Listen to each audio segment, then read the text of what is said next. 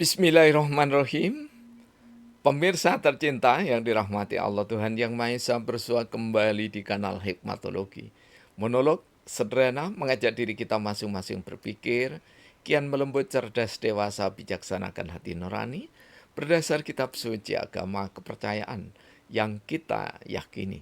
Tentu saja upaya serius terus-menerus tak kenal putus untuk menghayati, mempedomani, mengamalkan Pancasila niscaya dalam kehidupan sehari-hari. Pemirsa yang dirahmati Allah, Tuhan Yang Maha Esa, kita ada di bulan kemerdekaan, di mana hari-hari panjang kita sejak era reformasi, bendera Sang Saka Dwiwarna merah putih menghiasi bumi pertiwi. Sungguh sangat membanggakan karena kemerdekaan yang merupakan fitrah anak manusia dan tersusun menjadi masyarakat hingga menjadi negara bangsa negara. Maka bangga atas kemerdekaan Indonesia adalah niscaya. Kira prihatin karena masih ada sejumlah bangsa dan negara yang dijajah oleh bangsa lainnya. Tetapi apakah benar bahwa proses berbangsa dan bernegara itu cukup dikatakan merdeka ketika disampaikan proklamasi? Tidak. Karena begitu generasi silih berganti, maka kemerdekaan, makna dan aktualisasinya berbeda. Karena peradaban yang terus berjalan menggelinding itu seiring dengan proses perkembangan budaya manusia. Nalar, pikir, indrawi, dan pikir kolbu. Hingga pada makom yang ketujuh, semua tumbuh kembang. Pasti menyisakan ketidakmerdekaan pada diri seseorang atau pada masyarakat. Boleh jadi pada bangsa, boleh jadi pada negara, bahkan bangsa dan negara boleh jadi tampak merdeka tetapi masih terkungkung oleh penjajah. Karena itulah kami angkat tema ini, dijajah bangsa sendiri. Mengapa? Kita bisa merumuskan permasalahan yang pertama. Apakah inovasi warga negara dianggap tidak berguna? Yang kedua, bagaimana seharusnya warga negara berperan dalam proses pembangunan bangsa dan negara? Dan yang ketiga, mengapa inovasi mandiri pribadi-pribadi warga negara tidak ditanggapi? Pemirsa, mari kita cari jawabnya. Karena Indonesia merdeka adalah Indonesia yang berdaulat. Siapakah yang berdaulat? Idealnya setiap rakyat Indonesia adalah rakyat yang berdaulat. Dan setiap pemimpin, pejabat di Indonesia, pejabat dari level manapun dan pemimpin formal, informal maupun non-formal, niscaya berdaulat.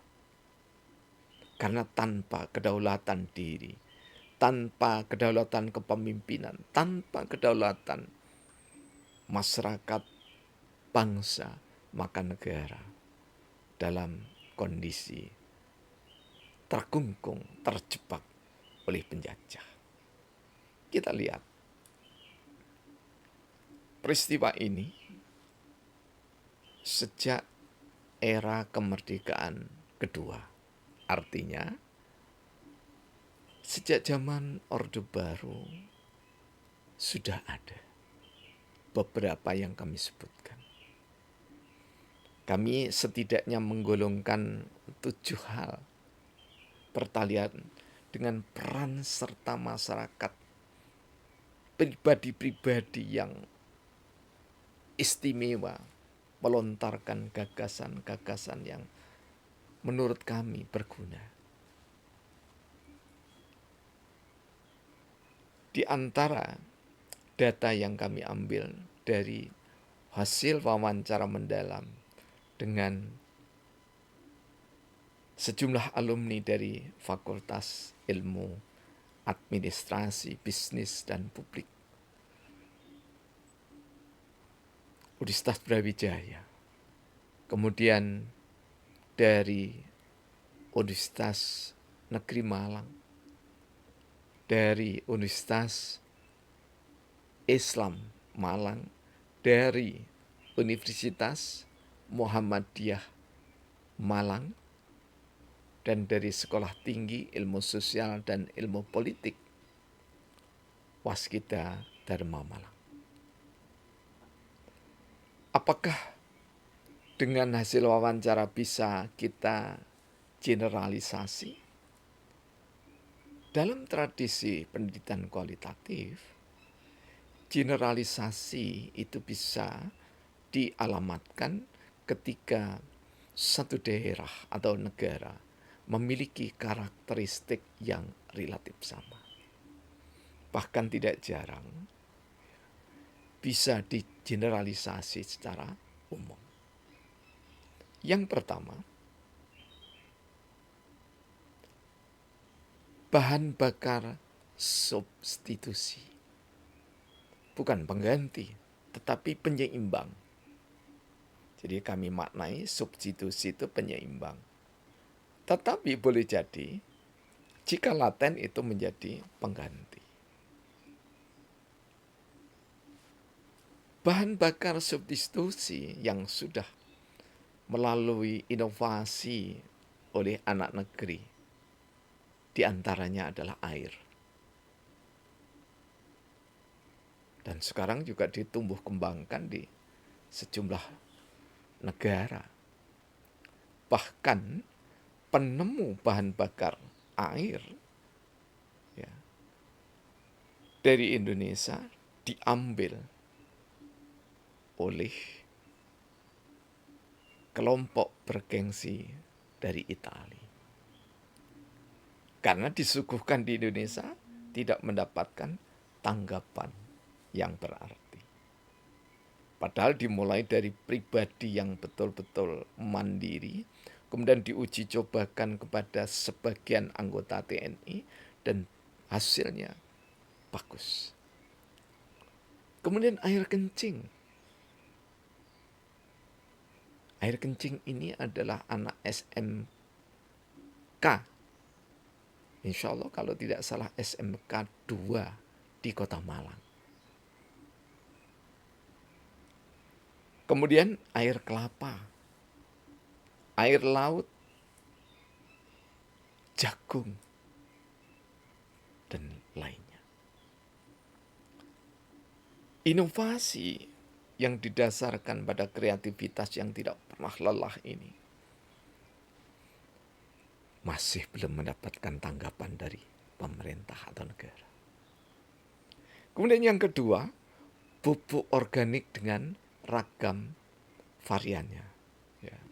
Pupuk yang berasal dari composting, ya, yang dibuat kapsul dan yang lainnya. Bahkan, ya,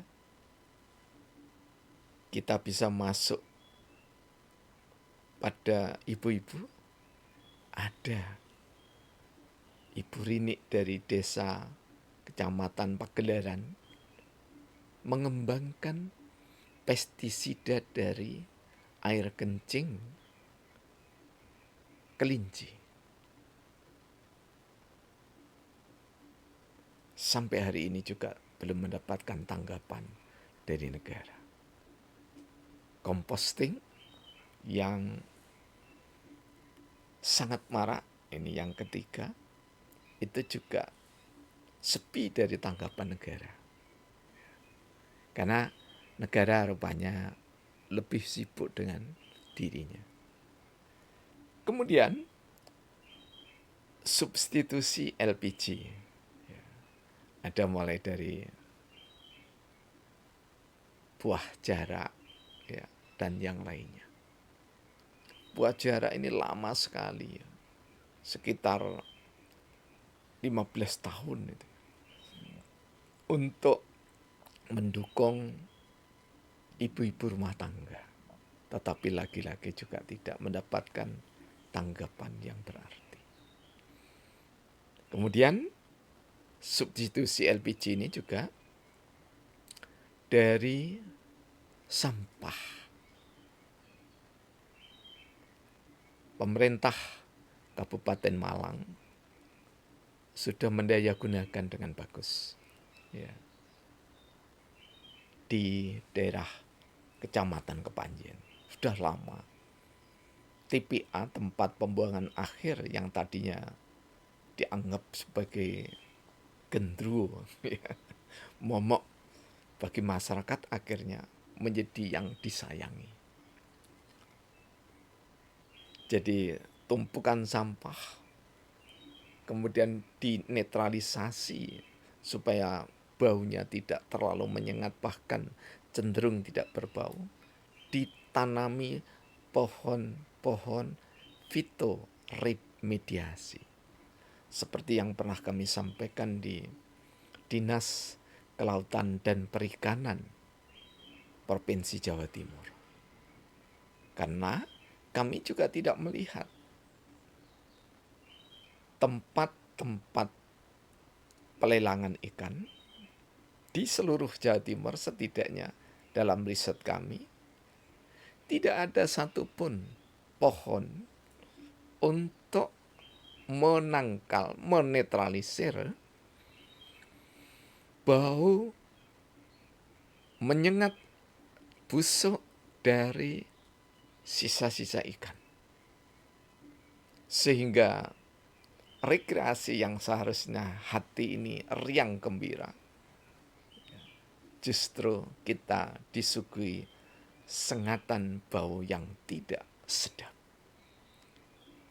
Namun, sudah sekitar tahun 2014 kami mensosialisasi ragam pepohonan fitoremediasi itu. Sampai kini kami belum melihat, ya. Jadi kami ini hanya ditanggap. Kami hadir mewakili dari program studi pembangunan dan lingkungan pasca sarjana yang sekarang menjadi Sekolah Pasca Sarjana Universitas Brawijaya Malang. Ketika itu masih program studi pasca sarjana multidisipliner.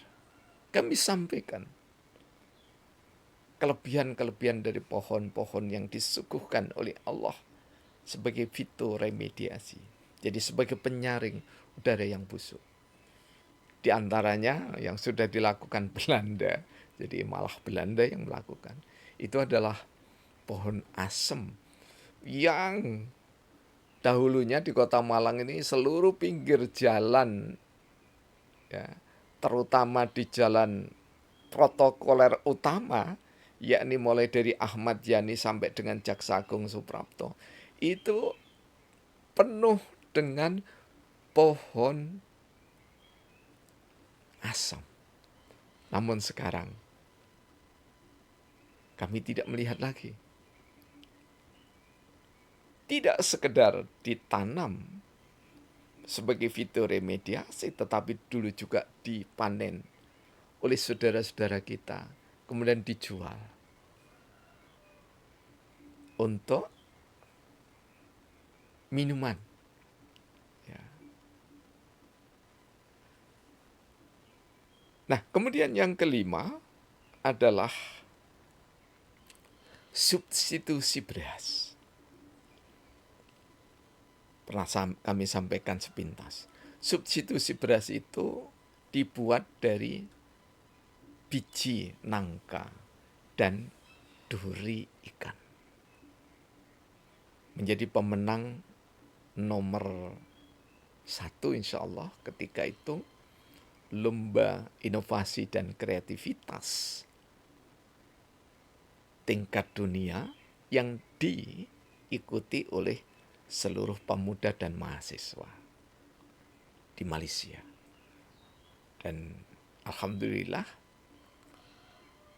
anak didik kami dari fakultas yang beragam, yaitu fakultas peternakan, kemudian ada MIPA, ya, ada biologi termasuk di dalamnya, ya, dalam MIPA, ya, ada fakultas kelautan dan perikanan yang masih semester 1 waktu itu menjadi pemenang.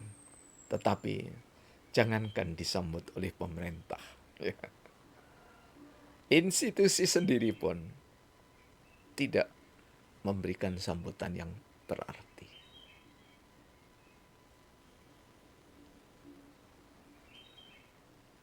Nah, yang keenam yakni adalah pengendali hama.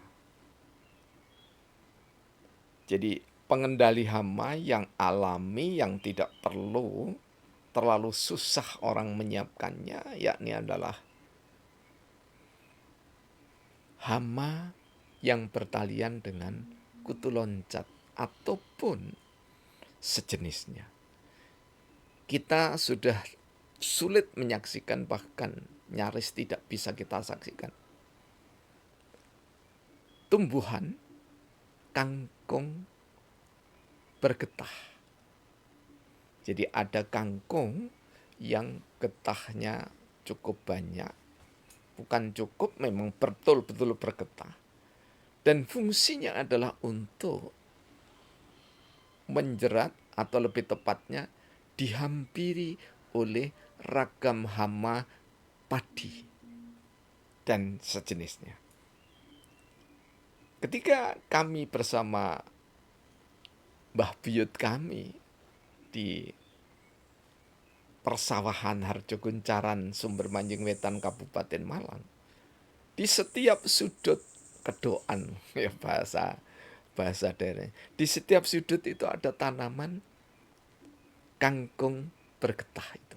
Jadi kangkung itu tidak bisa untuk dikonsumsi, atau lebih tepatnya belum pernah diupayakan untuk dikonsumsi manusia.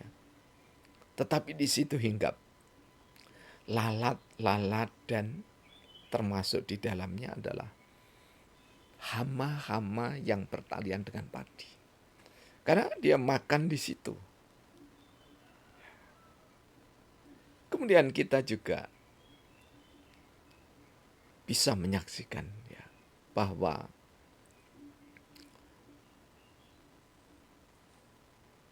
seluruh gagasan inovasi, ya, yang datangnya dari anak negeri ada kecenderungan dibiarkan.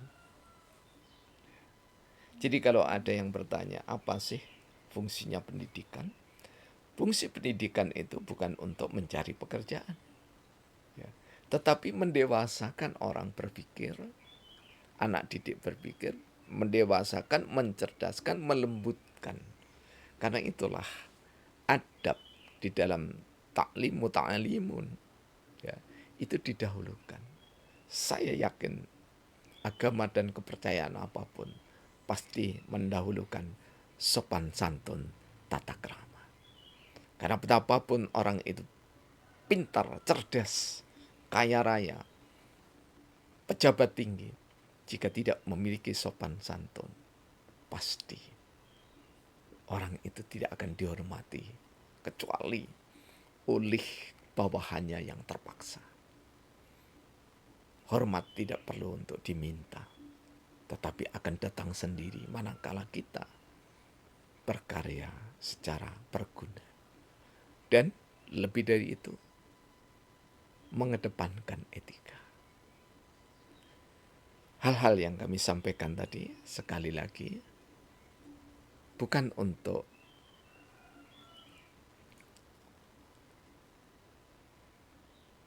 menjelekkan pemerintah, negara, dan siapapun. Tapi kami berusaha untuk memberikan yang kami anggap terbaik dan berguna. Dan yang ketujuh, pengendali hama dari hewan. Di zaman Orde Baru, di antaranya adalah budidaya burung hantu, khususnya jenis pemakan tikus. Jadi tanpa dilatih secara khusus, burung hantu pemakan tikus di kegelapan malam dia akan mencari tikus. Kami teringat di Kabupaten Jombang saat KKN, kuliah kerja nyata, selama 3 bulan, dari bulan Oktober, November, Desember, akhirnya diperpanjang oleh pemerintah Kabupaten Jombang. Kami diikut sertakan membina lomba desa dalam waktu hampir 1 bulan. Pada saat lomba desa bulan Januari kami diikut sertakan. Yakni adalah hama tikus yang nyaris tak terkendali. Betul-betul tak terkendali ya. Bukan saja nyaris. Karena apa? Karena berhektar-hektar sawah dirusak, dicacah, dimakan oleh hama tikus. Jadi selain kami menyarankan untuk memelihara burung hantu, juga kami lambari dengan zikir dan doa. Alhamdulillah, sejak itu terkendali. Tetapi ini sudah lama kami tidak berkunjung ke desa Purworejo, kecamatan Tembelang, dan desa-desa di sekitarnya, dan kecamatan-kecamatan Megaluh dan yang lainnya, termasuk kecamatan Blimbing. Karena meskipun kami ada di satu desa Purworejo, kecamatan Tembelang, kami juga diminta untuk menjadi semacam advokasi di kecamatan Megaluh dan juga di kecamatan Blimbing, Kabupaten daerah tingkat 2 Jombang waktu itu. Inilah beberapa hal yang niscaya secara ideal itu ditanggapi oleh negara. Jadi negara dikatakan merdeka, rakyat dikatakan merdeka jika masing-masing berdaulat dan kedaulatan yang diwujudkan dalam bentuk inovasi. 7 hal yang tadi kami sampaikan setidaknya. Semoga mendapatkan tanggapan yang berarti. Terima kasih, mohon maaf. Dukungan Anda adalah semangat kami. Dan di atas segalanya, hikmah dari Allah. Tentu segalanya untuk terwujudnya cita-cita kemerdekaan Indonesia. Alhamdulillahirabbil alamin.